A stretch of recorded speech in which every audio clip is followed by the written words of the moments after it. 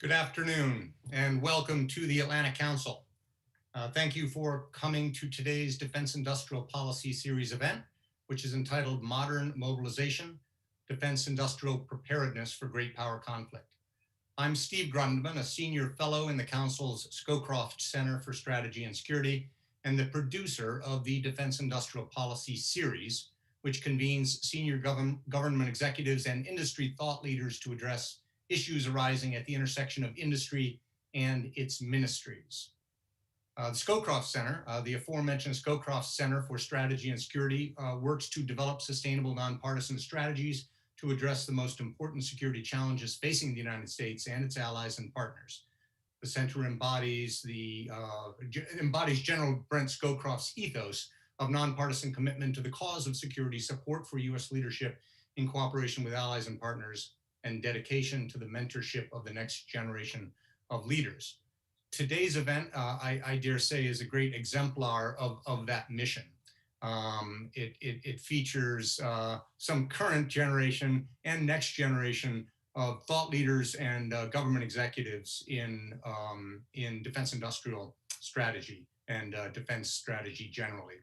The government executive to whom I'm referring is Brennan Grignon. She's one of the three panelists. She is the DoD Supply Chain Risk Management Lead in the Office of the Secretary of Defense. She will be on our panel alongside Atlantic Council Senior Fellow Jim Hasik and Mark Cancian, a Senior Advisor at the Center for Strategic and International Studies, all three of whom, within the recent past, have dedicated a substantial diet of their intellect and energy to the topic at hand of mobilizing the defense industrial base. For the past 30 years, the United States and its allies and partners have primarily oriented their armed forces toward fighting more limited counterterrorism and counterinsurgency wars, and the industrial base has adapted accordingly. And now, as policymakers continue to grapple with the implications of great power competition, it is increasingly apparent that the U.S. defense industrial base is not ready for rapid and sustained mobilization, such as may be needed against the expectations of a high intensity and possibly long endurance conflict in the future. Among other imperatives of deterrence, of course, is having a robust and flexible industrial capacity. So this is an important issue for defense strategy, for the next national defense strategy to take account. Key questions, nevertheless, remain about how to achieve it, and these are the kinds of things that we are here to talk about today. What, for example, are the military capabilities that need to be developed and procured at speed and at scale in such a conflict or such conflicts? How can the government, military, and industry improve their practices, not least acquisition practices, and the relationship between the industry and its ministry to ensure that they meet the demands of modern mobilization? Not least, what are the appropriate lessons we might learn from past mobilization successes and, for that matter, failures, which in particular our panelist Jim Hasik is going to talk about in respect to the MRAP program, mine-resistant, ambush-protected vehicle that we procured in very large numbers on short notice in the mid-aughts during the height of the Iraq War 15 years ago. So the agenda for today's 90 minutes is pretty simple. When I'm done chatting here, I'm going to turn to each of the panelists to give us about 10 minutes of their prepared remarks, sort of getting the baseline of their perspective on the topic out on the table. Following that, I will moderate a conversation among the four of us that'll run another roughly half hour, leaving about 25 minutes at the end of the 90 minutes for us to take questions from those of you in the audience. There are a number of housekeeping notes that I am obliged to offer. One important one is maybe obvious, but needs repeating, and that is that this entire event is public and on the record.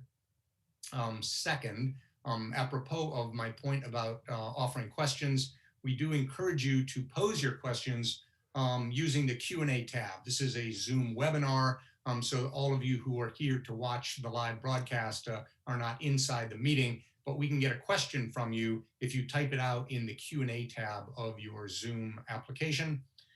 My friend Doug Berenson, Managing Director at the consultancy Avocent, a longstanding partner of the Council, he will be monitoring the Q&A tab, and he'll collect these questions. He'll curate them and give voice to them when we turn to Q&A in about an hour. Final housekeeping note is that we are tweeting the event at the hashtag Forward Defense. Forward Defense, you may ask. Forward Defense is the name of the new practice area within the Scowcroft Center, which shapes the debate around the greatest military challenges facing the United States and its allies, and creates forward-looking assessments of the trends, technologies, and concepts that will define the future of warfare. All right, finally now let's turn to the discussion. Brennan Grignon, she's gonna go first. She is the supply chain lead in the Office of Industrial Policy at the U.S. Department of Defense.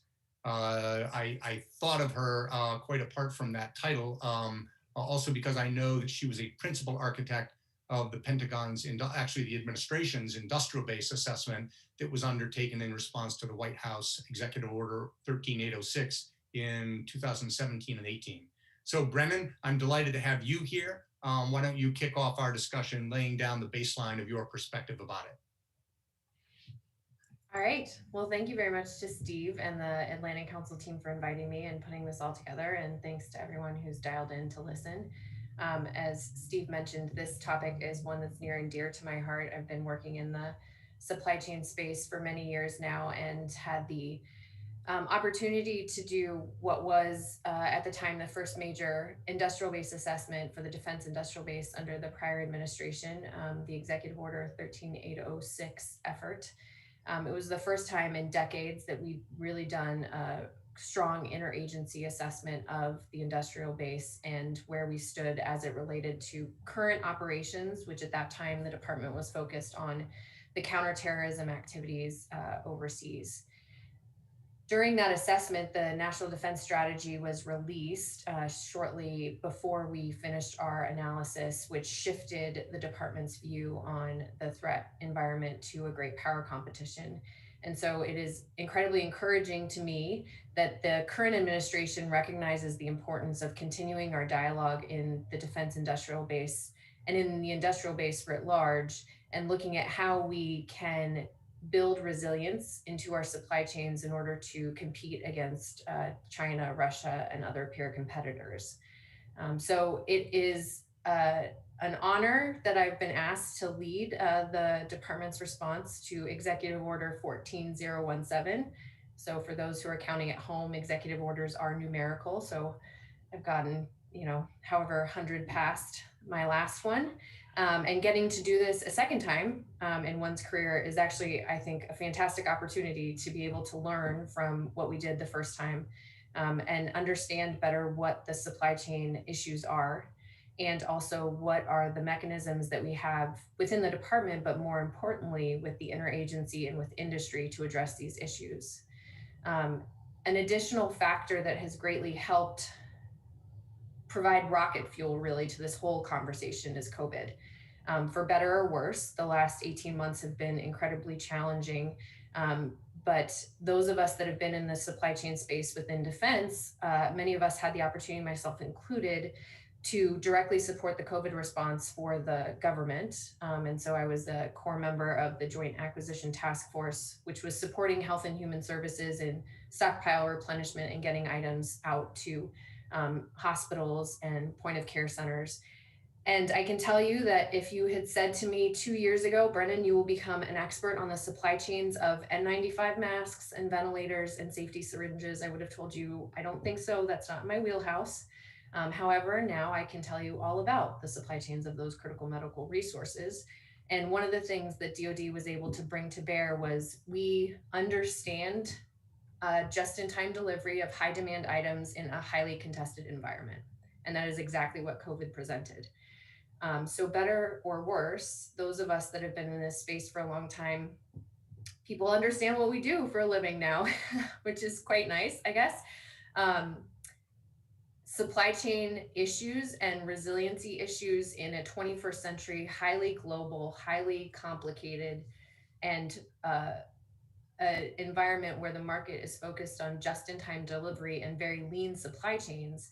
COVID highlighted the challenges with that concept and how it brings to bear issues as it relates to resiliency. And so it is important that we are able to leverage all of the things that we've learned over the last 18 months to now bring the conversation forward. So the administration signing the executive order 14017 has been highly encouraging. Also, the House Armed Services Committee Supply Chain Task Force, their focus on this space and the very thoughtful considerations that they've provided to us as it relates to potential legislative language to help in this space. And also our engagement with industry. It's been incredibly helpful to have industry bringing their thoughts, both defense industry as well as the commercial sector, with regards to how they think about supply chain resiliency. I want to touch just a little bit on the executive order itself and how it's structured. So there's two phases to the executive order. The first is there was 100-day assessments on 4 strategic sectors. So pharmaceuticals, semiconductors, high capacity batteries, and strategic and critical materials. DoD led the response to strategic and critical materials, and then we provided input to the other 3 sectors, which were led by Department of Energy, Health and Human Services, and specifically FDA for pharmaceuticals, and Department of Commerce. And what I personally find incredibly encouraging is that the report, when released on June 4th, for those of you who haven't seen it, it was compiled into one report with a coordinated set of recommendations from the administration. In the past, these types of assessments have been done by individual agencies, and they have a very specific focus on them, whether it's import-export issues, trade issues, defense sector or economy issues. This is the first time in a long while that we've seen this type of integration of recommendations from an interagency perspective. And from DoD, this is helpful to us because we, in many of these areas, are very small players in the market. So we cannot move or change business practices to help address the resiliency issue if we come at it from a specific or solely defense perspective. So that has been highly encouraging for us, and it helps us in order to address what the core issues are in a lot of these spaces. As an example, in materials, you cannot procure an electronic device, whether it is a radar or an ISR capability on a fighter aircraft, or it is for your cell phone, without thinking about the strategic and critical materials that we source overseas, mainly from China. And so having the dialogue from an economic as well as a national security perspective has helped greatly. And I am looking forward to that continuing over the course of the 1-year effort. So we are now in phase 2 of the executive order, which includes a 1-year assessment of the defense industrial base, as well as 5 other sectors: transportation, biopharma, information communications technology, energy, as well as food. And it is imperative, I think, that we continue the dialogue as an interagency and not as agencies alone looking at our specific industrial bases, so that we can further the whole of government as well as whole of economic recommendations that we saw in the 100-day report. So with that, I will conclude my remarks. I'm just very grateful to Steve for the opportunity to speak today, and I'm looking forward to the dialogue as well as the questions from the audience. Thank you. Okay, Brennan, thank you very much. Those of you watching, my colleague Christian Trotti will try to find a link, if there is one, Brennan, to that report, or the public version of it, and he'll deposit that into the chat for all of you watching while we proceed here. Okay, I'm next going to turn to Mark Cancian, a senior advisor at the CSIS International Security Program. It must be said, it was really Mark's terrific report from January of this year, entitled Industrial Mobilization: Assessing Surge Capabilities, Wartime Risk, and System Brittleness. There's another link, which Christian, if you hadn't already found it off of the invitation we sent around, will deposit into the chat. This report assesses the challenges faced by the contemporary U.S. defense industrial base in mobilizing for long-term high-intensity conflict. This was the very particular impetus for today's panel discussion. I found what Mark had written so compelling, but also a really nice complement to the book that Jim Hasik will be publishing later this summer, and which Jim will talk about presently. But first, let's turn to Mark. Long friend of mine, Mark. It's also a pleasure to bring you into one of my events here, Mark. Thanks. Thanks for having me on the panel. Let me share my screen here. Having spent many years in the Pentagon, I've lost the ability to speak without PowerPoint. So let me share my PowerPoint here. And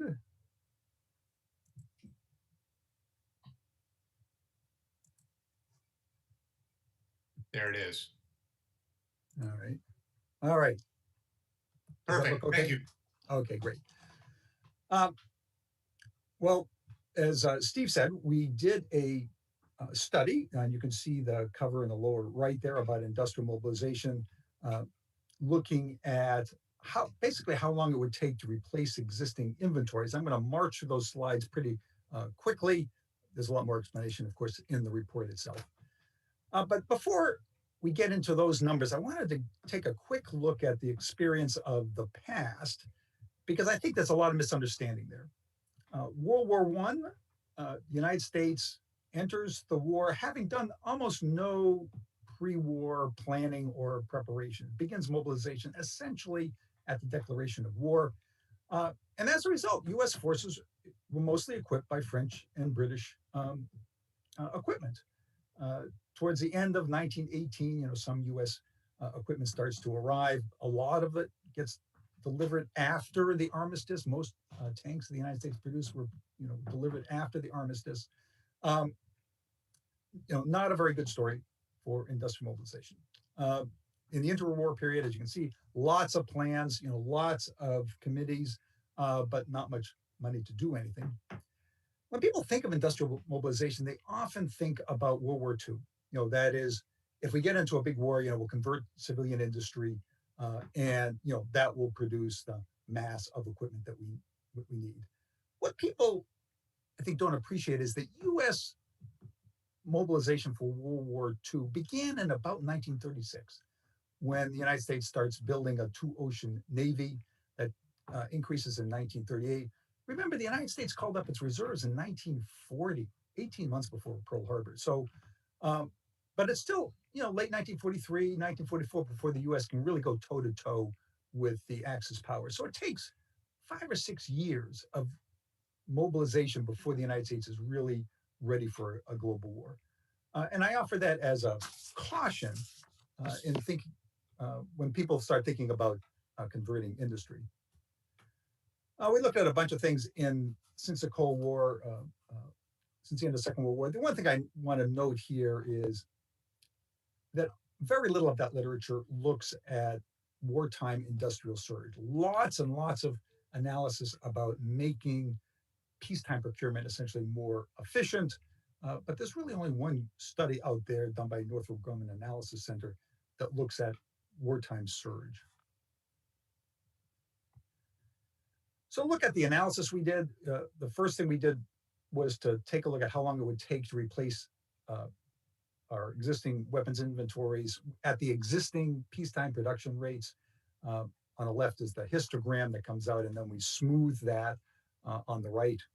And not surprisingly, it shows that it's going to take quite a while, a median of 10 years. But, that's sort of expected with peacetime production rates. We then looked at surge production rates, and these are listed in the budget documents. And the replacement gets faster. Median goes down from 10 years to 7.5, but still not very fast. It would take a long time to replace the existing inventories, even at the surge rates. And we note that some industries take longer than others. We're not going to look at it industry by industry, but I do want to make a point about ships here, and that the time to replace our naval inventories are incredibly long. And there you're talking not just about 7 years of time, but you're talking decades. So ships in the Navy have a particular problem. Has industrial base become more brittle over time? And the answer looks like yes. In other words, replacement time has been increasing from 99, which are the last or the latest, oldest data we can get online, and 2020. And our hypothesis is that this is a result of industry consolidation, and also the fact that there's been a lot of pressure on the industry to become more efficient. And industrial surge is, in many perspectives, inefficiency. In other words, you have unneeded production. It's the kind of thing that GAO would be all over you for. So that gets squeezed out of the system. The question comes up, okay, for systems with civilian analogs, is the situation any better? Well, we looked at that, and it's very hard to come up with really good numbers. And the short answer was maybe. We looked at non-MDAPs, figuring many of these smaller programs would have civilian analogs. The answer there was, well, sort of. We did look at a couple of categories like wheeled vehicles, and there the answer pretty clearly was yes. They have faster replacement times, so that some thought that those elements that have a civilian analog could be replaced more quickly. I want to note what I call the real problem, because our analysis was about replacing peacetime inventories because those numbers are readily available. The problem, of course, is not replacing peacetime inventories, it's replacing wartime attrition. Separately, we did an analysis of the US tank force, and just did a hypothetical. If the Army's tank force were attrited at 1% a day, which is about the experience of World War II and the Israeli experience. So, what would happen to the inventory? Well, the inventory hangs on for a while as you pull in tanks from depot maintenance and from the training establishment, but then it starts to decline, and after about 9 months, you have 2 brigades worth of tanks left. In other words, your tank force is essentially destroyed. And the problem is that the surge production can't keep up with your losses. You're losing about 30 tanks a day, and your surge production is about 28 tanks a month. So that completes my slides there. I will turn the floor back over to Steve, and I'm open for questions when the time comes. Okay, well, that was, if I may call it this, Mark, a great tease of a really great report, which indeed Christian has done us all the favor of putting a link to into the chat. It really is provocative and interesting, and we're going to come back, and there's a whole handful of questions, Mark, that I have about that. That was a nice fast pace, but only whetted my appetite for discussion. All right, the aforementioned Jim Hasik is up next. Jim, a non-resident senior fellow at the council, has a forthcoming book, which he's more than welcome at this occasion to tout. It is right on point. The title of it is Securing the MRAP, Lessons Learned in Marketing and Military Procurement. It's a book which explores how the U.S. industrial base mobilized to produce the mine-resistant ambush-protected vehicle, effectively responding to the lethal threat of IEDs during the Iraq War. Jim, that's at least a part of what I hope your prepared remarks will draw upon. Give us your baseline perspective on this topic. Absolutely. I will talk about that, though. I'm also going to say that that's the book you might think is about that. That wasn't actually the research question. I'll get to the research question because I think it's super important for following what it is that Brennan and Mark each said about mobilization and the ways we classically think about it and must think about it. But there's another question that we typically not ask, and I think this is a big contribution that my book, which is based on my PhD dissertation, actually is hoping to make. So yeah, I'm a PhD dissertation. I'm obviously an academic. Academics do at least 2 things. One is teaching, the other is research. You'll be happy to know, maybe all of you, that I was just teaching this morning in executive ed at George Mason University, where I'm on the faculty. And one of the things, what I was teaching today was a room full of contracting officers from a federal agency. And what we were talking about was actually N95s. We were talking about N95s as a case study in what you do when you need to contract your way through a crisis. How we can actually get the acquisition workforce starting to think more about mobilization, whether it's for pandemics or natural disasters, or as we are talking about here, war, okay? The one we classically think about. But before we do the teaching, hopefully we're doing the research so we know what it is that we want to teach on. And I really much liked how earlier, I'm sorry, I think it's Steve, you were saying about failures, that it's trendy to say that we all want to learn from failures. but it's also super important to learn from failures. And indeed, the MRAP was a failure before it was a success, like so many things are.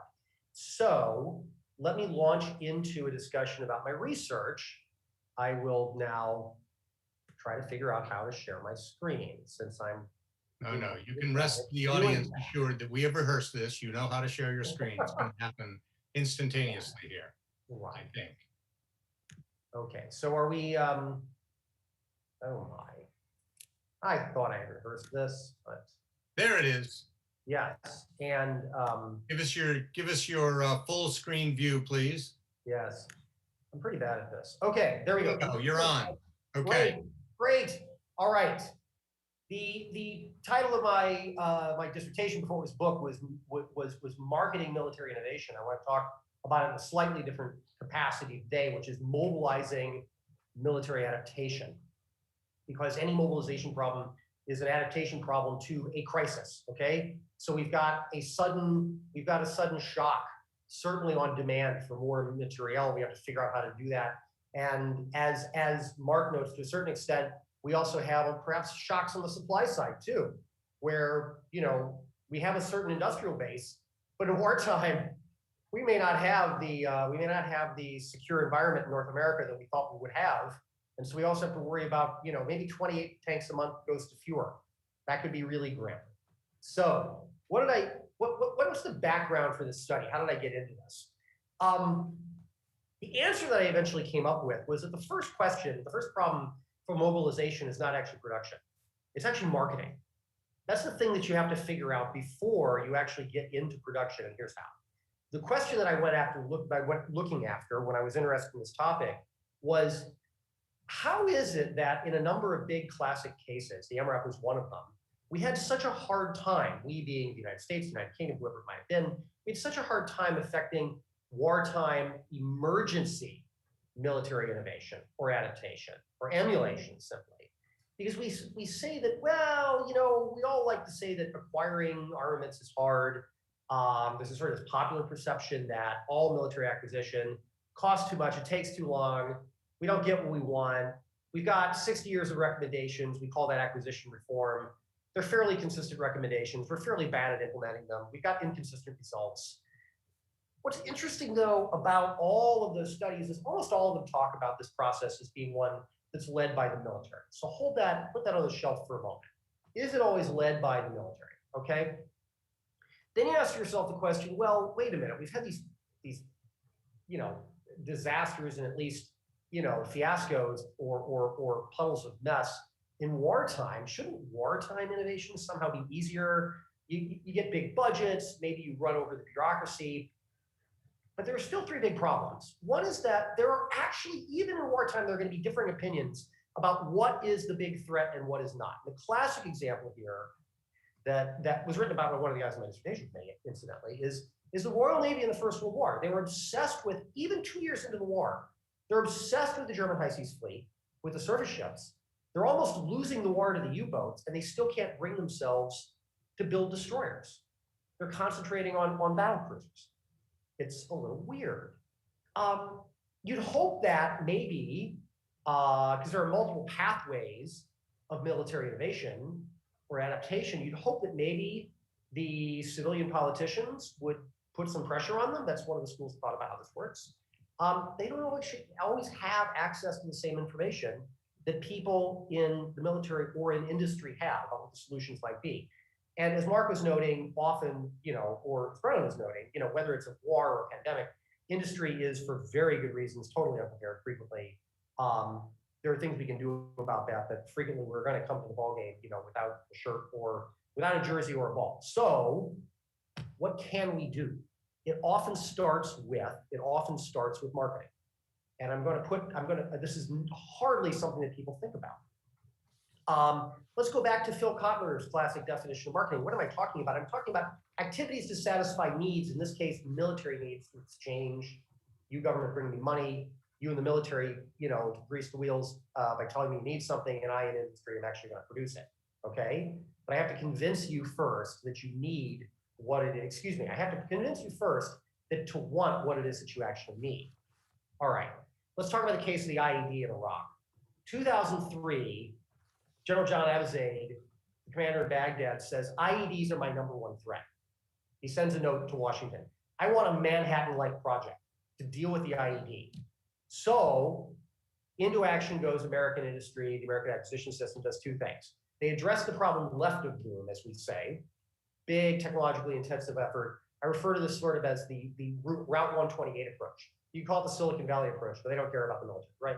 Okay, and we stand up this thing called the JIATO, the Joint IED Defeat Organization. They do a whole bunch of mostly electronic and some training related things to figure out how to disrupt networks, how to defeat devices, how to train troops in order to recognize roadside bombs. Okay, great. Not actually, dealing with the problem once we're right of boom. There we take all these Humvees that we've got, and I call this sort of a Detroit style solution.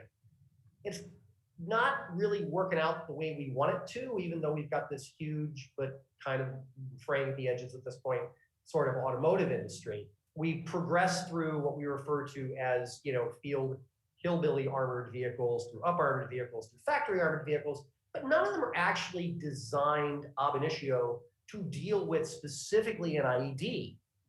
We look at the chart, we realize that, wait a minute, explosives are the problem. It's not so much guys with Kalashnikovs. It's not so much guys with RPGs. They certainly don't have any heavy artillery. What we've brought the tanks for is totally unclear. What we need is something that's specifically designed to deal with that. We need something, and we don't yet want it enough, okay? What is it that we actually need? What we need is something that was basically on the shelf, okay? Something that was on the shelf, incidentally, in South Africa, developed for the Bush Wars, basically by the apartheid regime. We have a serious marketing problem here, okay? Understandable, frankly, it's a little distasteful, but we have these vehicles that were developed in South Africa on somebody else's nickel that are specifically designed to resist landmines and IEDs. It requires a radical rethinking of what it is that is an armored vehicle. This does not sit well, really, with the Army and with the Marine Corps purchasing people. That thing, whether it's an RG-31 in the front from BAE Systems, or next to Buffalo, or a Cougar from Force Protection Industries, a firm in South Carolina that was actually founded by people from South Africa, these things don't look like a Bradley fighting vehicle. As one of the people who was trying to market MRAPs put it to me, big challenge. I have to walk into the Marine Corps and the Army and say, you don't want the thing that you've been buying all these years to go fight in the Fulda Gap, which is not a thing anymore. You need this to go fight in the war that you don't want to be fighting. Please buy this. That is actually harder, even after the balloon has gone up, than you would think that it should be. Okay, somehow we get from a non-requirement and then a misplaced requirement. There was a 14-month period where we thought that folks at Quantico were working on this in the bureaucracy, and they actually weren't, to Secretary of All Defense Bob Gates saying in 2007, the MRAP is my #1 acquisition priority. I don't care about Aegis, about, well, maybe behind nuclear weapons, but other than that, get these in the field. Note that my chart, the basis has changed here. I talk about MRAP orders from February of 2000. Wait, there's no war going on. Actually, the Army had ordered a few for humanitarian demining stuff. They had them in the inventory already, 12 of them, before the war started. The process of marketing goes through a couple of different sets of actors. It goes through people in industry who have ideas. It has to get into the military ultimately. The people with their hands on the tap for money, those are the politicians, okay?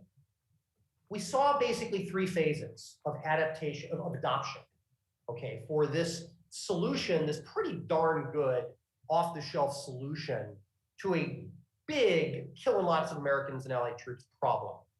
Up through about 2004, industry had some, actually, these were some ragtag operations, not so much BAE, but force protection.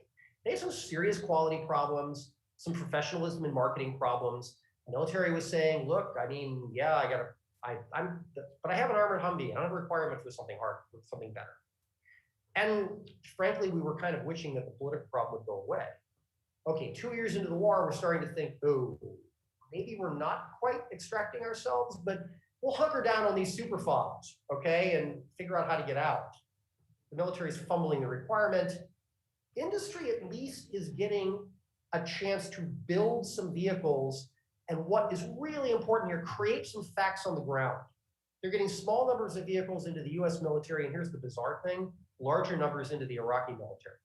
with American money. Go think about that for a minute. Okay. Come 2006, we've got enough vehicles in the country that this was completely fortuitous. I mean, just random accident. The statistician in Fallujah, civilian statistician, sees a bunch of vehicles going through the wire and says, what the heck are those things? What was she there for? She was there to work on the IED problem. This Marine lieutenant standing next to her says, oh, those are those bomb-proof vehicles the bomb squads drive. She asks, why doesn't everybody have those? She just wouldn't take no for an answer until she got to the commandant of the Marine Corps. Said, this saves Marines. Those don't save Marines. Buy these, don't buy those. And why this time, you've also got a lot of people on Capitol Hill who are angry, including the current president and senator. You got a new Secretary of Defense who wants to make a big break, and he's been told by his military assistant that you need to look into these things. DoD figures out how to promulgate a joint requirement, and then whoa, the money taps flow, industry response. As Mark noted, some things are faster to build than others. Aircraft carriers take a long time. Trucks, even armored trucks with American communications gear, the lead time is not quite 5 years. You can measure it more in months than years.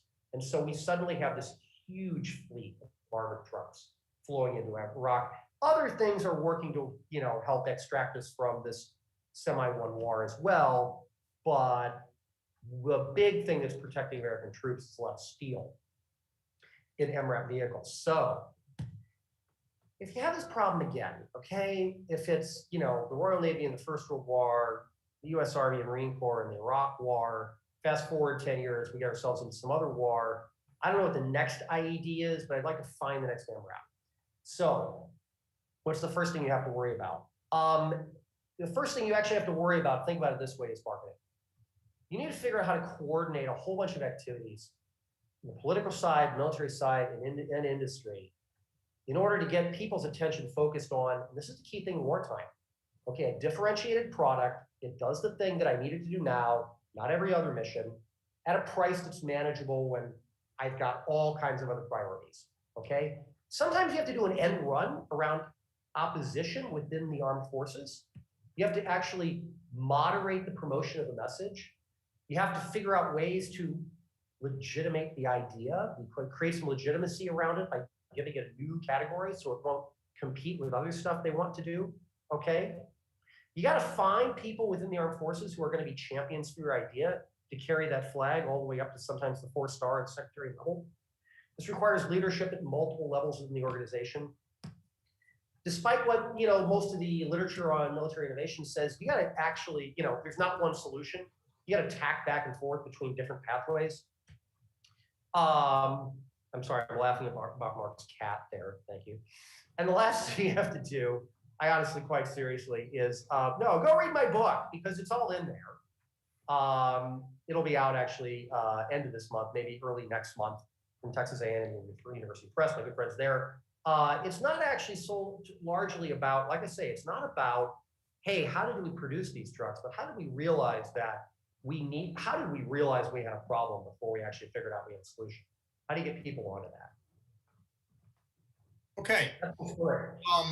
We've got lots to work with here. We've got about 48 minutes to go. I think we've got time to cover and till the soil of this rich, complicated topic. I think of the way I'd like to use these 45 minutes in 3 parts, a little more on what's the problem, a bit more on what we might do about it, the range of things that could be done to address this problem. And then let's see if we can't culminate by the end on some, let's help Brennan. Let's come up with some policy ideas, if not real prescriptions for dealing with this. So let me come back to what the problem is. Mark, go back to the historical work that you did. It is lore that American industry created this phenomenal response to the war. Your reading of that actual history is just a little bit different, and you went through it quickly, but I would ask you to render it more slowly so that we can decide how much that problem has an analog in the 21st century or not. Go ahead. Sure. And the story we tell is a little different from the standard story. Now, the story is correct that the United States did produce an immense amount of equipment. It equipped not only its own forces, but those of its allies, UK, Soviet Union, the French, and many others. The point we make, though, that took a long time. Back in 1936, 1938, that's when the United States starts naval mobilization, starts rebuilding the fleet. The point I make about capital ships, every U.S. fleet carrier and battleship that fought in World War II was authorized before Pearl Harbor. Not true of the small ships, but it meant that this notion that this Navy sprung up from Liberty ships, right, Liberty turning ships, out right, once a month. right. Now, and the Liberty ships, and that is true. We did produce Liberty ships at a tremendous rate, but we did not produce the big combatants. Say the key point again. Every combatant that fought in the war was authorized before the war. Every fleet carrier and battleship. Right. And I have to put a little asterisk because I think that there were two repeat Essex class carriers that snuck in at the last couple of months of the war. But the point is, we started before the war for mobilization. Yeah. Many people don't realize that the United States called up all of its reserves and began a peacetime draft in the summer of 1940, 18 months before Pearl Harbor. By Pearl Harbor, we were mobilizing absolutely as fast as we could. Problem is, we were so far behind and we had so far to go that it just took a long time. And it wasn't really until latter part of 1943 and into 1944 that the U.S. Forces could really go toe-to-toe with the Wehrmacht and the Imperial Japanese forces. It's not until we land in Normandy that we face, the main force of the Wehrmacht. And if you look at U.S. casualties, that's when the casualties go way, way up. And same thing in the Pacific. It's 1944 before this island hopping campaign really achieves great momentum. So it is true, we produced a lot. It took a long time. So when people say, okay, we'll just do the same thing we did in World War II, I say, okay, so what are you going to do for the 5 years it takes until all this production starts showing up? That's 5 years. In World War II, our solution was, let the Allies take care of it, and they're going to get beat to shit. But but we could get away with that. We can't do it in a war against either Russia or China. Okay, so at least one of the problems, let's just for the moment park it as time. Even in the early 20th century, let alone in the middle 21st century, where we think we have systems that take longer because they're more complex to assemble, time was even a problem then. Brennan, I wonder if I could draw you back in on the question of what's the problem and give us a little bit more from the war room of 2020, from the mobilization war room of 2020. What's the character, the real fingertip character of the problem as you experienced it last year in the middle of the government's response to COVID? So I think there's kind of two major components of the problem, whether you talk about critical medical resources or items needed for war fighting, is a lack of understanding of what is in our supply chain. And I mean that in a very specific way. I think that oftentimes in the recent past, the focus has been on, well, if I know what's in my supply chain, then I know how to fix it. And that's not necessarily true. There is also inconsistent definitions or understanding of risk. And so when someone says my supply chain has inherent risk of foreign dependency, for example, we don't see foreign dependency as created equal. Foreign dependency on an Australian supplier or a British supplier is not equivalent to foreign dependency on a Chinese supplier. And so better understanding what our definition of risk is within our supply chains, and then using that to determine what resiliency needs to be, and understanding that identification of risk may not mean that you're going to get rid of that risk. It may mean that you just have to design or build your way around it. And so this also gets to addressing some of the previous perspectives that if you just don't buy things that are made by certain companies or made in certain countries, then you will just get rid of risk in your system. And that's just not true, and in a lot of cases cannot even be done. We have no other sources of some of these things, like critical energetics for munitions and missiles, so it's not even an option. So better understanding what risk means and how we define it, and then consistently approaching it so that the language between the Department of Defense and Department of Commerce and state and our allies and partners in industry is all consistent and we are all speaking the same language, I think is critically important. The other piece of it that we are spending a lot of time on, and I think it gets lost in the conversation, to be honest, is the focus is often on acquisition or attrition of major platforms, as Mark has pointed out and Jim made mention of as well. In a lot of the conversations that we have as it relates to war planning, there is a need to have a direct conversation around sustainment, maintenance, and repair of existing platforms and systems.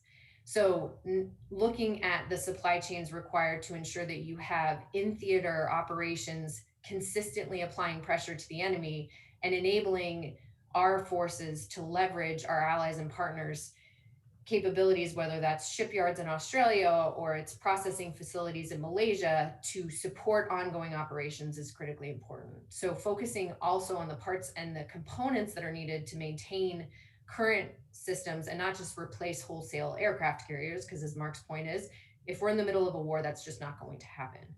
Right. And then the kind of additional conversation around that is looking to our allies and partners to say, how can we better engage you in this space so that we understand holistically what interoperability means in this 21st century warfight and how we leverage that to our best ability to use new technologies like directed energy and hypersonics to combat our adversaries. So those are the things that we're thinking about. Yep.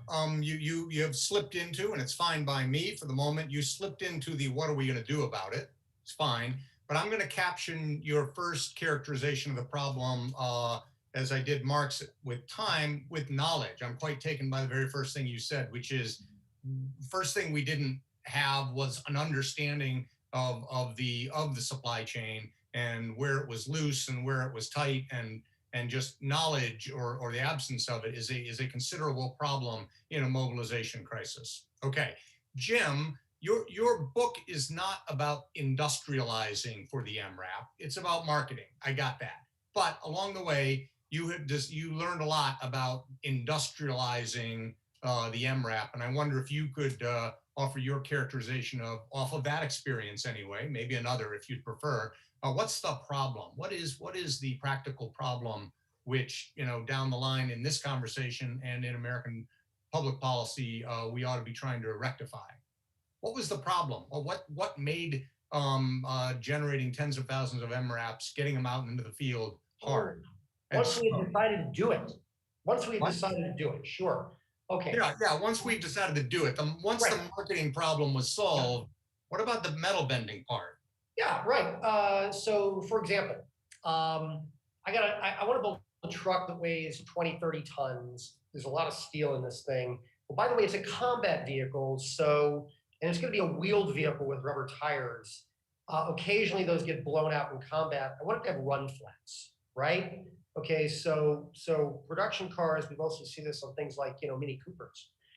Trucks with run flats are a little unusual because we don't worry about that, but there are some applications.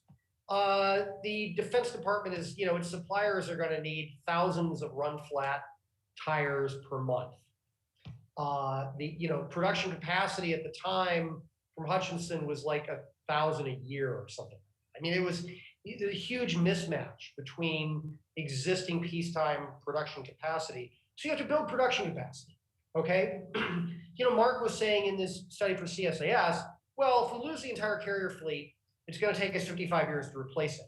Well, like in World War II, maybe the first thing we're going to do is we're going to build a new dry dock. Okay, because you got to hire some workers, right? So I build a new truck line. I can do that a lot faster. I can do that a lot faster than I can build a new tank factory. They are easier to crank out, but I also then, second problem, I have to convince people that there's an interesting, denouement to this process as well. Like, I'm not going to invest in all this production capacity and then have you tell me, because it's September 1945, oh yeah, sorry, I don't need that anymore. I'm canceled. I mean, this happened, it was not nearly as bad as it was then to, a lot of people who got into the business. There's just this huge ramp up problem. Steel, ballistic glass, all these things that you don't normally need to build a freight liner to move from one coast to the other, you now need for MRAPs. These are serious military vehicles. But does the MRAP experience tell us that if I have will and money, I can narrow those production rates, accelerate those production rates pretty fast, or not? Well, okay. So the answer is highest acquisition. If the highest acquisition priority of the Secretary of All Defense is thus, and he's got congressional authority and appropriations and money and wants to go, does the MRAP experience tell us that the industrial base can mobilize rapidly and in a responsive to the war timeframe, or not? So it tells you that it can mobilize with lots of money and lots of attention, and an understanding that not everything is going to move smoothly and with an equal speed. It tells you that an industry that is already warm and doing stuff that is related to what you want to do can expand. So could I imagine expanding commercial aircraft production? Sure. Could I imagine expanding truck production in a big, if the balloon goes up, big war? Oh yeah. Can I imagine expanding rapidly construction of nuclear powered submarines? A lot harder. So this points to something that I dare say that few are thinking about. Or maybe some people are thinking about it and they haven't told me because, this is all secret world stuff. But are there industrial war plants that you want to lay to produce in wartime things that you would never contemplate producing in peacetime? Why would you produce them in wartime? Because they were easier to spool up. So Mark's analogy that I liked in a talk that I heard him give once that he may have forgotten about was, if you run out of M1 tanks, you might find yourself looking around for MRAP gun trucks. We can probably produce Javelin missiles and JLTVs a lot faster than we can produce M1s. And that's not as effective, against Russians in all scenarios, not even close. But if that's what you can produce, you might put your money on that instead of putting it on something that you're not going to get for a couple of years. I want to close off this discussion about what the problem is by coming back to you, Mark. Right, you've got those sand charts that roughly, we all want to go back and study them a little bit more closely. They are a depiction of the problem, right, with long duration to achieve. Anyway, how comfortable are you with the analog of those? I guess you wrote it, but anyway, is that the problem? Is the problem that we have we're going to run out of stuff in a year, and it takes 6 years to replenish it? Are you comfortable with that basic frame of the problem? Maybe my numbers are a little off by a factor. Yeah, but the short answer is yes. And I say yes if you're talking about great power conflict. Now, there are lots of other conflicts that we could get involved in. There's great power, gray zone competition, hybrid, which don't, use these weapon systems. But if you're going to have a conflict with China in the Western Pacific, you're going to chew up equipment at a ferocious rate. Mm-hmm. And to sort of jump ahead, I would say that there are three. Go ahead. Three things that that we can do. One of them is an industry. I think that there are the potential to relieve some bottlenecks. You're not going to change the basic approach to industry that is maximizing peacetime efficiency, but through the Defense Production Act, you might be able to put a couple $100 million towards some of the worst bottlenecks that might have some give you a lot of leverage. Mm-hmm. Second thing is we're going to have to start thinking about mothballed equipment much more seriously. Right now, it sort of goes, on the backyard and see if somebody wants to buy it. Maybe we shoot it up as for target practice. But that's going to have to be part of our mobilization strategy. That someday we're going to pull that stuff out, refurbish it, and send it to the front. And yes, it's true, it's not going to be as good as what we have right now, but it's not going to be going up against the first line of what the opponent has either, because we'll have chewed up their first line. So it's going to be our second line against their second line. Yeah, yeah. The third thing is to think about foreign sources. Again, you got to take a close look at what the Brazilians produce to see, what could, what we could use, and non-standard, like picking up on James's point, our preference would be to put Bradley fighting vehicles in armored brigades. Those may all be chewed up, and maybe we're going to be putting MRAPs in as our armored vehicles, because that's all we can produce in time. And we're going to have to think about that possibility also. Brennan, we're now into the chapter on what to do about it, which you broke the seal on. So I come back to you. What do you think about Mark's agenda? Get serious for a couple $100 million a year on the key bottlenecks, the key prospective bottlenecks. Do some mothballing or more deliberate mothballing. And you already made you referenced foreign sources and allied support quite a lot already. That was Mark. What do you think of Mark's agenda? Yeah, I mean, I think those are all valid points.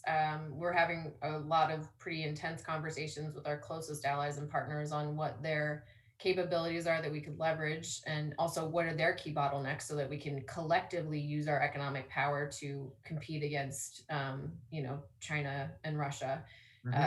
Individually, each of us are not large enough defense-wise to move the I think just to Jim's earlier point, one thing that I personally have been trying to think a lot about, and this is the conversation I'm having with my leadership, is there is obviously in a war fight the requirement to provide material and goods and services to the warfighter. But there, I think, is also an opportunity that we need to explore in terms of what can we proactively do to erode the adversary's capabilities. So what are they reliant on us for? Or what are they reliant on our allies and partners for that are key components or technologies or materials that they use in their warfight? And what could we be more strategic about in enabling us to pull some levers to preclude them from access to those things, whether it's leading up to a war, and this gets to kind of the idea of deterrence from an economic perspective, to actually pulling some levers more harshly during wartime to preclude them from being able to move people, move items, to, address food insecurity, et cetera. So that's another thing that in the secret squirrel world I'm thinking about. Raising rivals' costs. Jim, did you want to tag on to that? I absolutely do. Pardon, I just pushed the wrong button here, and sorry. I very much do. When Brennan might not remember, but we met when I was teaching for a few years at National Defense University at the Eisenhower School, and my brilliant but crazy department chair, when I first got there, handed me this very thick book that had been recently published before then about economic warfare in the First World War, and how the British Admiralty had been planning for this for many years against the Germans, because what they realized was we control the oceans and they've got a two-front war. So as long as we have command of the seas, there are all kinds of things that the British and French empires and the rest of their friends throughout the world can do that the Central Powers cannot. And indeed, by late 17, early 18, the German-Austrian economy was a wreck, just was a disaster. Part of that was mismanagement, but also a great deal of it was just a lack of access to stuff overseas. The global economy doesn't function without a whole lot of global trade, okay? I'm sorry to people who would like to pursue autarky, it doesn't really work very well, except in select areas. This is not just our problem. It is a Chinese problem, it's a Russian problem, and it's a bigger problem for anybody else who's not in the first league of self-sufficiency.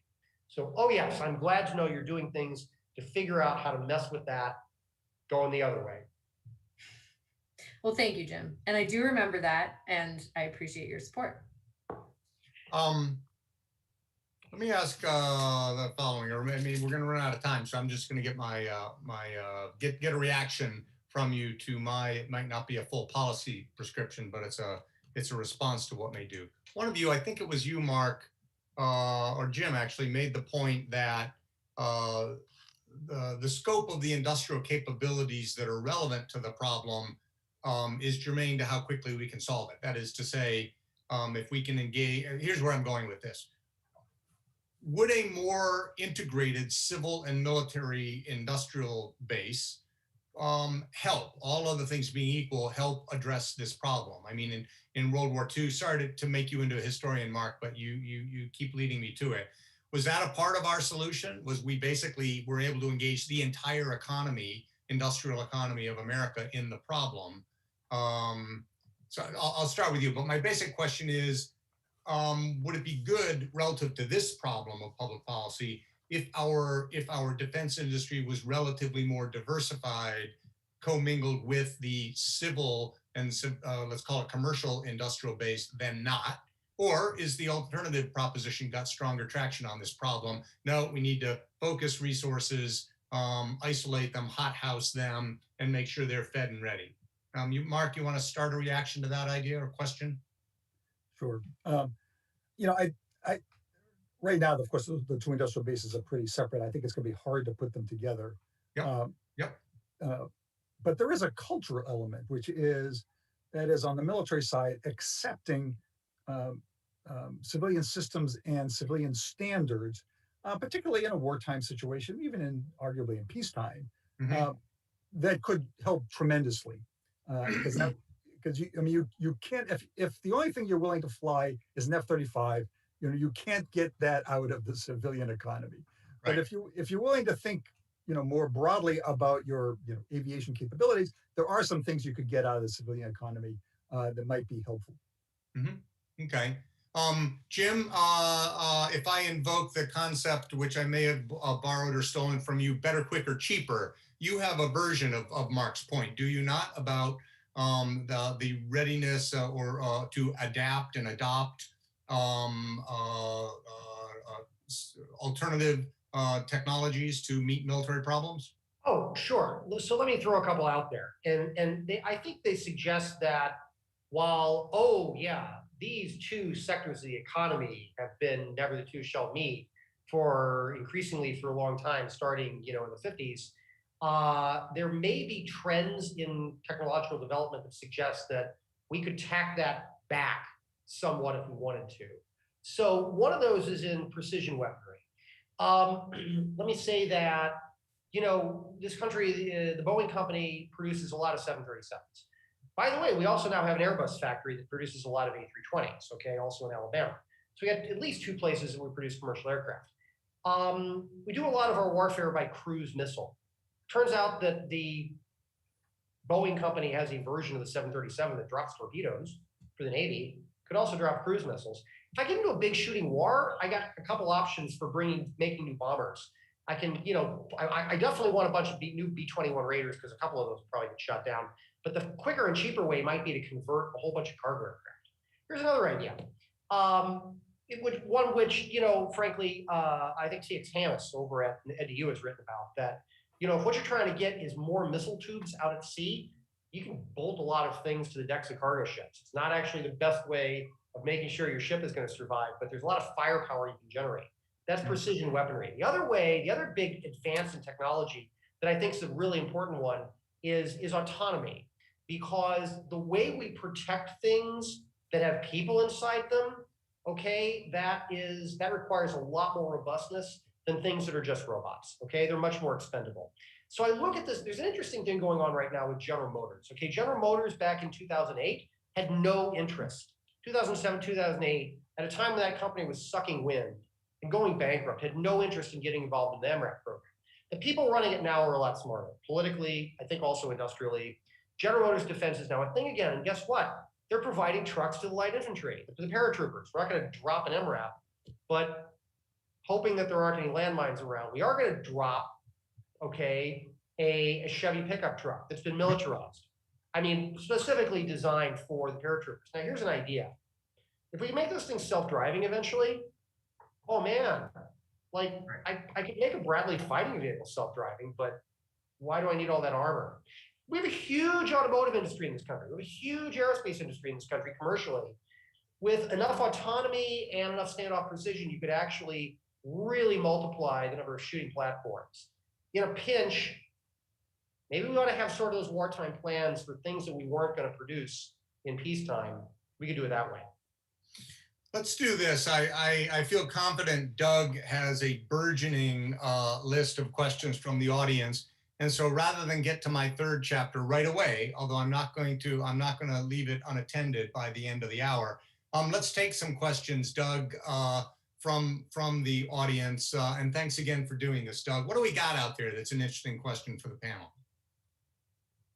Microphone, Doug. First rule of our game here. You got to turn your microphone on.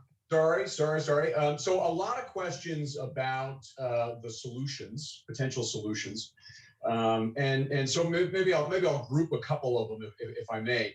Yep. The first one was sort of originally directed to Mark Cancian, but I suspect everybody can speak to this. And it goes to the sort of the question about the divide between requirements versus industrial production capacity. In the examples that he listed, there was clearly defined threat, against which the United States mobilized. In our current circumstances, things are much more murky. It's a much more ill-defined threat. How do we think about where to place priority, given the lack of clarity about what it is that we're trying to defend against? Okay. I would pitch this to Mark because I happen to know that in one of his several previous lives, he was a serious program planner. So Mark, how do you program plan for this problem, given that it is hard to fix the need, the requirement? Yep. And I saw that question in the chat, and I've been thinking about it for a little while. And this is a question that the Pentagon wrestles with. That is, threat-based requirements and capability-based requirements. In other words, do you program against a specific threat with specific numbers, or do you maintain a more general capability to do certain things? And what I'm talking about on the industrial base is more of a capability approach. And that is the notion that, all right, it's a possibility we could have a long great power conflict. We may not specify against who or how long, but we know it's generally going to, take more time and use equipment and munitions especially at far greater rates than we've experienced. And therefore, we're going to have put in place some measures to deal with that. And the United States has done that sort of thing in the past. A lot of naval planning was based on capabilities, carriers in 3 theaters, So I think it's possible to make that argument. Brennan, did you want to add anything in response to that question about how to plan for mobilization in a circumstance when the objective of it is yet hard to pin down? Yeah, I mean, I think we do a lot of planning, and there's various ways that, and Mark knows this, that you plan for different intended outcomes. And I think also to Jim's earlier point, it's a conversation around how do you plan for requirements and capacity surges, and also trade-offs of platforms and systems to meet the intended objective. So if you run out of Hellfire missiles, what are you using instead? And how does that change your war planning scenario? So a combination of the two things is part of the equation. Can I ask, is there, Mark may not have meant me to keep reciting $200 million, but it's not a bad figure for a mobilization account. Is there anything like that in the existing budget or in conversation with Congress, some sort of a I don't want to call it a mobilization reserve. It's actually a mobilization account, Title III or other Defense Production Act monies that we could start putting toward these bottlenecks? I mean, the short answer is yes. There's a provision in Defense Production Act for DoD to give money to industry to maintain certain capabilities. Up until the pandemic, that was running. The DoD would ask for about $60 million a year, and Congress would sort of double that to maybe 120. Bumping that up to by 200 million, I think would not be unreasonable, and that might open up some bottlenecks that then might give you a lot of leverage on surge production. And I think just to add on to that, so one of the things that was recently announced by the administration is this concept of a critical supply chain task force or fund or program, the name has evolved, that actually would be at Department of Commerce. And the intention is specifically to put it at Commerce instead of at DOD, so that it enforces and supports a whole of government perspective on supply chain issues that impact defense, but also impact economic security. And so there is a lot of support both through that and other activities like USICA, where Congress is supporting a number of concepts and funding in this area. And actually, just while we were on the call, I believe the Hask Supply Chain Task Force is supposed to have their final report out tomorrow. So we'll see what funding recommendations are associated with the legislative recommendations that we've been hearing about from them. All right, so those of you watching this broadcast can get a second dose of modern mobilization by looking at the Hask tomorrow. Congressman Gallagher and Congresswoman Slotkin have been chairing a task force on, it's got the word supply chain and critical in it. It's a slightly longer title than that, but I didn't know that was coming out tomorrow. That's good. That's good and right on topic here. Doug, what's another query from the audience? So a couple of questions sort of surrounding questions around the data issues around supply chain scarcity and risk. One question asks, how will the department and the industrial base aggregate and share data from many different sources that communicates to a free market where scarcity and need exists? Does the department have the ability to aggregate this and sort of prioritize how it communicates this? And related to that, is there a risk that it will risk mainly speaking to its most traditional and largest suppliers and therefore put itself at a disadvantage potentially, and also probably disadvantage small and non-traditional players? Okay. Brennan, I think you've been living some version of that question for about a year, and then we're going to be able to come back to Jim Hasik on marketing. There's a version of that question which is a marketing problem.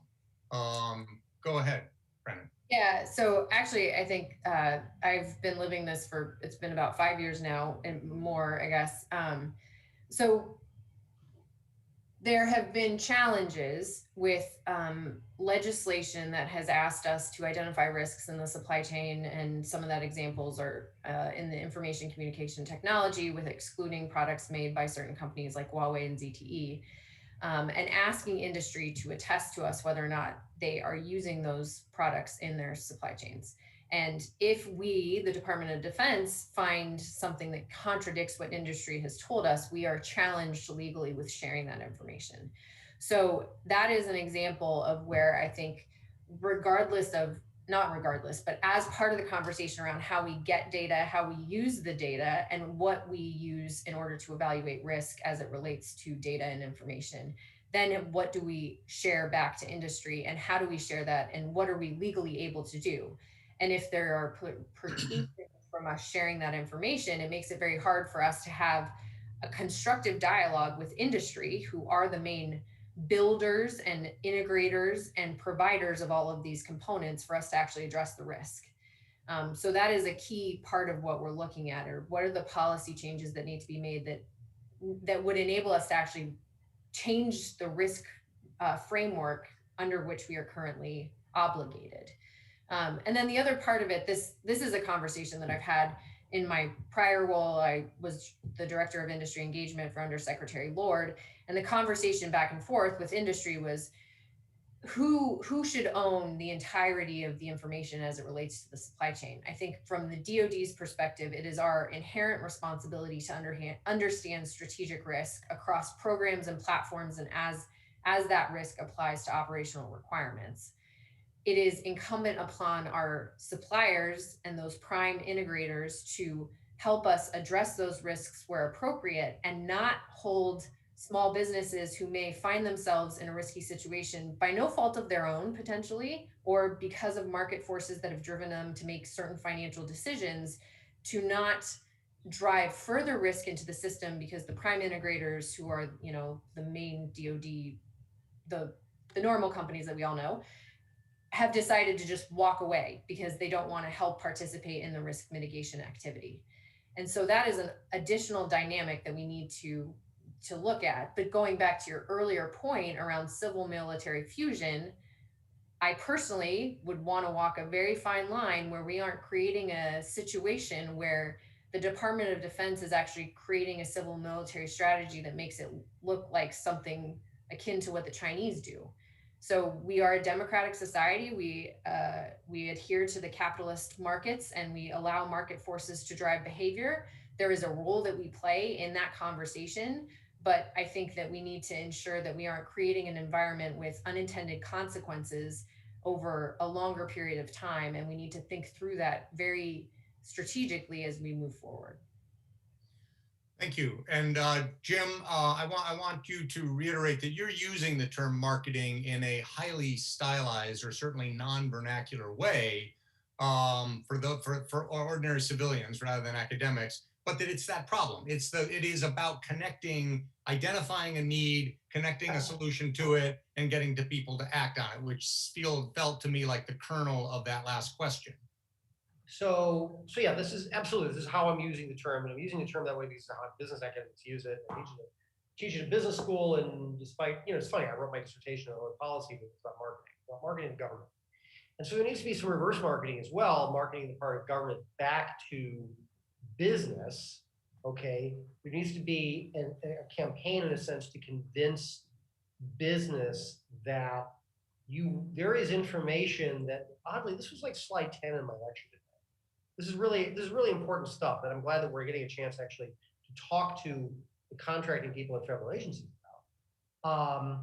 Government needs to figure out, as this major point of what I wrote, government needs to be able to figure out, people in government need to figure out how to let themselves be marketed to, okay, not to try to insulate themselves completely from valuable messages that prospective offers might bring them, but also government needs to get better at marketing, explaining, as Brennan's doing, I think very effectively, to industry why it is that we need the information we need.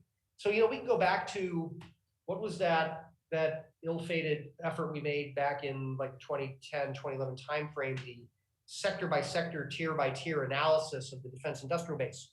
Why did it not go well? In part because we set this huge intrusive survey to the entire defense industry, basically asking, we want to know all about your business, which means we're getting into your business in ways that you don't want us to be in your business. Or that was the perception. That really probably wasn't the intent, but it was a perception of a lot of folks. And information in commerce is power, okay? This is why we have a thing called the Truth in Negotiations Act that everybody in industry hates, right? Because we want to unlevel the playing field. We want to actually exert some monopsony power and have our monopsonist's dilemma, Steve, as you once described it, I think quite eloquently. But we don't need everything. We don't need in the same way that we don't need all your IP. We don't need to know about necessarily all of your dark little secrets, but we'd like to know about the ones that are potential bottleneck problems, that are brittleness in the event of cyber or more kinetic attacks on the homeland. We'd like to know about the problems that you think you're going to have. At least tell us about these in a wartime kind of way in advance. Nobody's going to blame you for not being able to get something from, Southeast Asia in a war where you have to shoot your way through the Chinese Navy. But tell us if it's a problem so we can help us figure out how to work around it. Doug, we certainly have time for one more question. Again, I'm going to reserve about 5 minutes at the very end of our 90 minutes to come back around to the panel with a question of my own to close things out, but probably one more from the audience. Doug, microphone on, please. Sure. So let's see. Kenneth Harmon directs a question to all the panelists. He asks that we assume for a moment that in a great power conflict, that the U.S. is not a sanctuary. In that circumstance, what should we be doing to protect industry and critical infrastructure and mothballed material from attacks of various types here at home? And he references a recent article by General Van Herk as the genesis of this question. Right. So, what famously in World War II, we bombed the heck out of a city with a ball bearing factory in it. that we Schweinfurt. imagined. Thank you. Eifert. Schweinfurt, I've even been there, right? There used to be a U.S. military brigade there, I think. Do we have to worry about that? Is that part of the mobilization problem, is defending against this? Brennan, is that part of the agenda that you're worried about in supply chain risk management? Yes, we need to worry about it. Yes, we are worried about it. And yes, we are trying to solve that problem as well as trying to solve forward deployment. So all of our equipment and personnel and contractor personnel and all of the material that we need to actually deploy comes from somewhere here in the United States. And that is a concern. And there are non-kinetic ways that that can be significantly interrupted, wherein we could never leave. So that is a challenge that we are also addressing. Yeah. That even allows me to slip in a question, maybe the very first note that I made in this conversation. That is there a degree to which, or to what degree do any of you think we've again, World War II looming as large as it does, frames the problem in platforms, and maybe the industrial critical problem is not that. Maybe the industrial critical problem is let's call it software or electronics or something like that. Is that another corrective that we should all adopt in preparing for modern mobilization? It's not about sheet metal on tanks so much as it is silicon, maybe. Brennan, do you have a view on this? And then either Jim or Mark.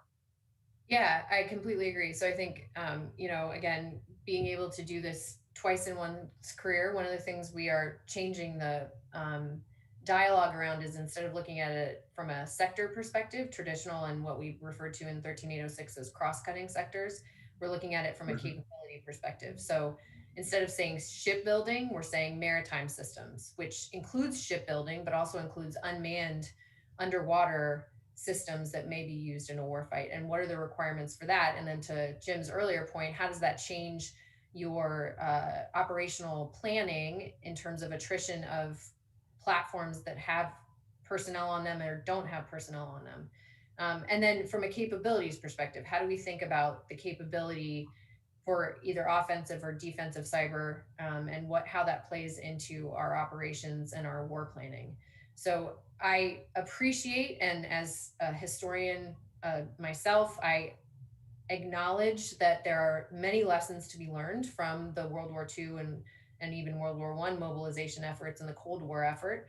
However, we do need to ensure that we are framing the problem with the context of the 21st century and the global market that we have. And again, I just re-emphasize that COVID gave us an opportunity to really demonstrate this. No one knew that we don't produce any nitrile gloves in the United States. None. So that was a wake-up call to everyone that if we can't make gloves, we probably can't make other things that are critical when we were actually in a war and not just dealing with a global health pandemic. So of course we could make nitrile gloves, but we didn't, because others can make them comparatively with a comparative advantage, to borrow. Right, and it would take us a while to get that up and running, but yes. Right. We can do everything, Steve. I believe firmly in this country's capability to be completely self-sufficient. In the we want to. Any brief comment on my "it's not the old industrial base" remark, either Mark or Jim, and then we're going to close. I'm gonna sound a note of caution here, which is, if we're talking about a great power conflict, for example, against China, there's no question that cyber, software are important components. But at the end of the day, these are going to be fought with human beings and with machines. And the idea that the next war is going to be push button with ones and zeros, I think, is delusional. And we ought to be ready for what such a war will entail, and it's going to be massively destructive. So Mark So if I could just counter, Mark, I didn't state that nor allude to that point. I completely agree. It's going to be fought with people and major systems. One of the things, as an example of thinking beyond just a platform or a traditional sector, for example, like castings and forgings, That is a major issue in our industrial base that we're facing that impacts many, many platforms and systems. So I just want to characterize that as well. And I'm jumping on this not because of what you said, but for some of the ideas that one runs into when talking about and thinking about the next conflict. That it's going to be long distance.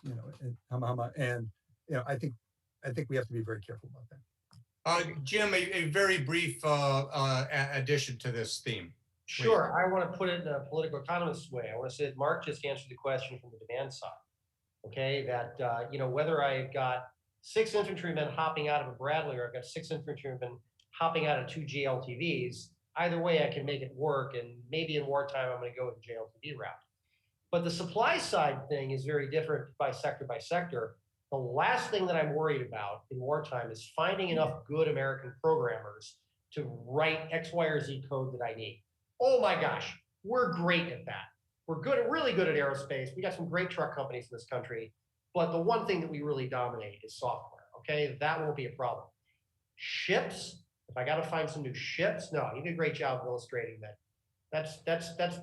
That's the break point. So then you got to decide: do I double down on that, or do I figure out, as Brennan was just saying, ways around it by doing other things? Big question.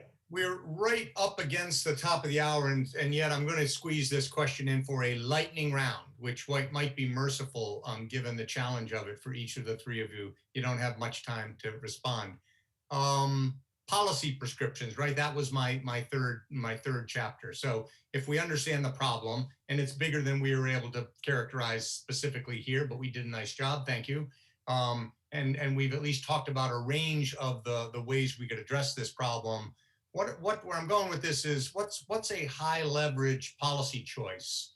What's a policy choice that we could make that gives us some pretty high leverage against this problem? Because we're not going to double the defense budget and build a whole second order of battle of machines to give us an extra year. What's a high leverage point? Mark, you're probably most ready because you had a little agenda to begin with. Why don't I turn to you? Lightning round. Okay. The thing I would emphasize is that industrial mobilization in a great power conflict is going to be different from peacetime procurement. We're probably going to buy different sorts of things. And that sort of cultural change, looking at foreign systems more seriously, I think will be a key component. Nice. Jim, what's a high leverage policy prescription or idea? Super high leverage, but long term. I'm an educator, so I'm going to say it's education. It's research and teaching. Knowledge. Yeah, we haven't been tracking this problem for a very long time. We haven't been analyzing it. Frankly, this needs to be reinforced at the policy schools and at the war colleges, and heck, even occasionally at the business schools, that we need to consider not just World War I and World War II, but as Mark notes, how it's all going to be different next time.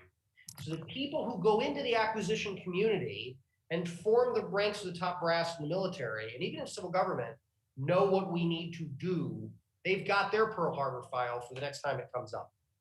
Brennan, you'd be welcome to take a pass on this on the receiving end of it, but if you wanted to reply to it, you're welcome, and then I'll wrap. Yes, receiving, but also hopefully influencing. So I would say that ensuring that we have a common understanding of what we mean in terms of supply chain resiliency and risk, and incorporating that into everything from our policies to our acquisition language to our programming and operational planning is critical. Okay. This is a big topic. We could have spent a lot more time on it, but that's enough for the audience. And there are some resources that my colleague has dropped into the chat that you can access. Those of you in industry should expect, given what we've said, that Brennan and others from her office in the Office of Industrial Policy will be in touch over time. Let me thank the 3 of you, Brennan, Mark, Jim, for a terrific discussion. Thank you very, very much. Let me also thank several in the staff of the Atlantic Council, the aforementioned Christian Trotty and Julia Siegel from the Forward Defense Practice, and also Candace Johnson, who ran the show here today from our events staff. I want to mention that next week, I wouldn't have thought of it except the way it came up. We will be publishing a issue brief, as we call it here at the Atlantic Council, on security of defense trade with allies, no less, by no less than Dr. Jim Hasik. This is a paper that's been fairly long in gestation, but is very apropos of the emphasis, or at least the recurring discussion in this conversation about the need to have a more closely integrated or at least well-informed industrial base with our allies. So look for an issue brief that'll be published next week. It'll be available online, called Securing Defense Trade, Securing the Security of Defense Trade with Allies. And then I also want to pitch the next event that I will be running at the Atlantic Council, which is something pretty cool.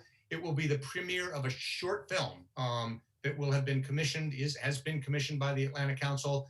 The working title of the film is Source Code.